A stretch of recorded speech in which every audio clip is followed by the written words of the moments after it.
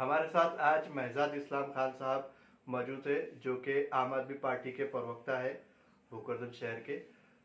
महजाद साहब, आपसे एक सवाल है कि कुछ दिनों पहले टी राजा सिंह ने हुजूर सल्लल्लाहु अलैहि वसल्लम की शान में गुस्ताखी करी थी और वो गुस्ताखी की सज़ा उसको भाजपा ने मुसलमानों को दिखाने के लिए ये दी थी कि उसको पार्टी से निलंबित कर दिया गया था।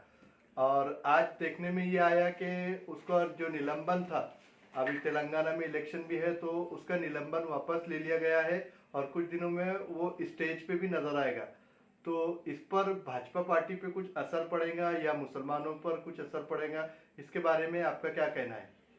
भाजपा जो पार्टी है, जो ऑलरेडी सिर्फ मुस्लिमों से नफरत की बेस पे ही टिकी हुई है, क्योंकि इनका पर्टिकुलर एजेंडा कुछ भी है नहीं है।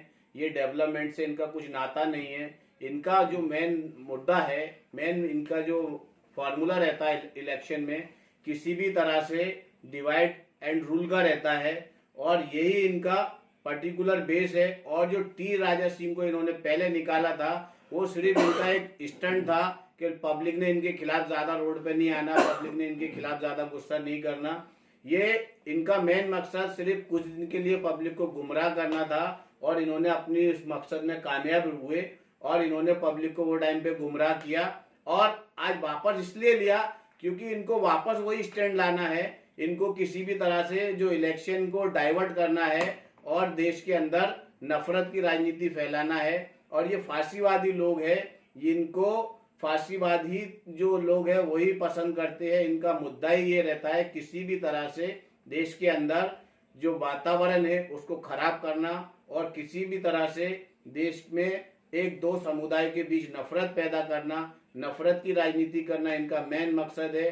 बीजेपी, मैं तो कहता हूँ पूरी की पूरी बीजेपी, आरएसएस सिर्फ नफरत के बल पे ही देश के अंदर टिकी हुई है। जिस तरह से कि हमने कुछ दिन पहले देखा था जो श्रीलंका के अंदर हुआ, आप लोगों ने सबने देखा होगा। वहां भी श्रीलंका के अंदर क्या हुआ था कि एक पर्टिकुलर पार्टी ऐसी थी जो कि एक समुदाय के खिलाफ नफरत का ही जहर बोलती थी और कट्टरपंथी लोग धीरे धीरे धीरे धीरे सत्ता में आ गए थे। और वो कट्टरपंथी लोग सत्ता में आने के बाद पूरी तरह से श्रीलंका को उन्होंने बर्बाद कर दिया। और आपने खुद देखा उसमें कि वहां के जो मंत्री थे, वहां के जो बड़े बड़े अधिकारी थे, उनके घरों पे तक लोगों ने हमले किए और उनको भागना पड़ा वहां से। तो मुझे भी ऐसा लगता है कुछ दिन के बाद ये जिस दिन इनकी जब तक सत्ता है, इनकी सत्ता जाएंगी, उसके बाद इनको भागना ही पड़ेगा। ये रहने के काबिल लोग नहीं रहने वाले हैं, क्योंकि ये एक एक करके सबके खिलाफ कुछ ना कुछ फार्मूले करते जा रहे हैं। किसी भी तरह से वो कोई भी हो, जैसा कि अभी हम देख सकते हैं कि अभी इन्होंने कॉन्टेक्टीकरण का फार्मूला लाया था, हर चीज को प्राइवेट कर देना, जिसमें कि जो लोगों को आरक्षण था वो लोगों को ऑटोमेटिक आरक्षण इसलिए खत्म हो जाएगा क्योंकि इन्होंने ऑलरेडी सब कुछ बेच डाला, सब प्राइवेट कर डाला। तो आरक्षण जो लोग थे, आरक्षित जाति के जो लोग थे, वो ऑटोमेटिक इनसे दूर हो गए और इनसे खिलाफ हो गए।